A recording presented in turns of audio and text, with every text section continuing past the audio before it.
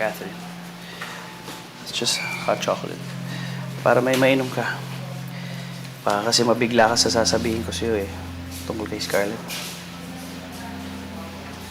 Ano pong ibig niyo sabihin? Well, sa maniwala ka sa hindi.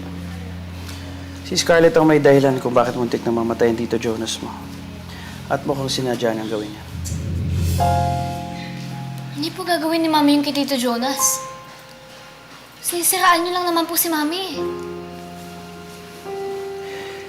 Look, Catherine. Alam ko niyo sa akin masama akong tao. Siguro dahil iba lang yung paraan ko. Pero pagdating kay Scarlett, siya ang sumisira sa sarili niya.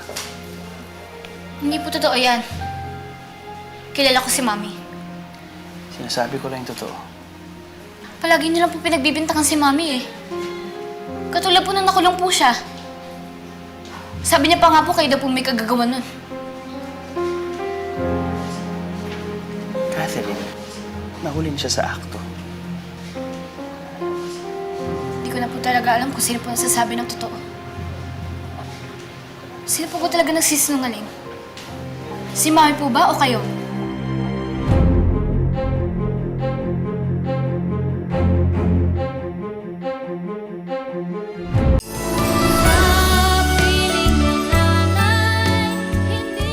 Tingnan nyo, lumabas din ang totoo. Demonyo ka talaga. Yan ba ang kakalakihan ni Catherine sa'yo? Alam mo, ibigay mo na lang kasi sa akin yung bata. Kung ang pagiging mamamatay tao mo lang ang matututunan niya.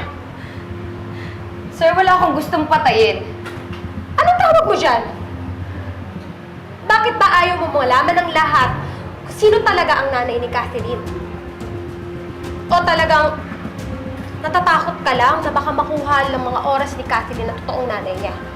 Nagawa mo pa talagang patay si Jonas para lang hindi lumabas yung totoo? Ano po? Bakit hindi niyo po ako sagutin? Catherine, bata ka pa. Kaya hindi mo pa nakikita lahat ng bagay. Pero sinasabi ko sa'yo, masamang tao si Scarlett. Pero masama rin naman po mga bintang po, di ba? Eh, yan po yung ginagawa niyo po ngayon eh. Kayo po yung naglagay ng banal kay Mami. Kaya po nakulong siya. Sino po ngayon yung masama? Alam mo kasi minsan may kailangan kang gawing mali para mapakita yung iba pang pagkakamali. Marami na nagawang kasamahan si Scarlett. Kailangan na siyang mapigilan. Tingnan mo nangyari sa Tito Jonas mo. Diin namin niyo rin po. Kayo po yung nag-set up kay Mami. Tinatanggap ko mga sinasabi mo. Ginawa ko yun para makulong siya. Dahil hindi niya mapapagbayaran ng lahat ng mga totoong kasalanan niya kung hindi ko gagawin yun. Kaya po hindi nakukulong si Mami eh. Dahil puro bintang lang po kayo. At dahil wala po kayo mapatunayan, gumagawa na lang po kayo ng kasinungalingan. Catherine, hindi naman yun ang punto ko kung bakit ko ginawa yun. Subukan mo kaya makinig. Kahit hindi sa akin. Kay Isabel. Lahat ng sinasabi ng nanay mo. Wala na po akong pakialam. Dapat nga po kayo po yung nasa presinto ngayon eh. Sasama niyo po. Ikaw pati na rin si nanay.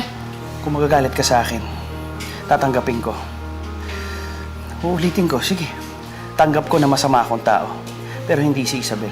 Wala siyang kinalaman sa mga ginawa ko. Hindi po ako naniniwala sa inyo.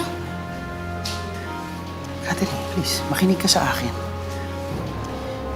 Sinubukan akong pigilan ni Isabel, pero nakakulong siya eh.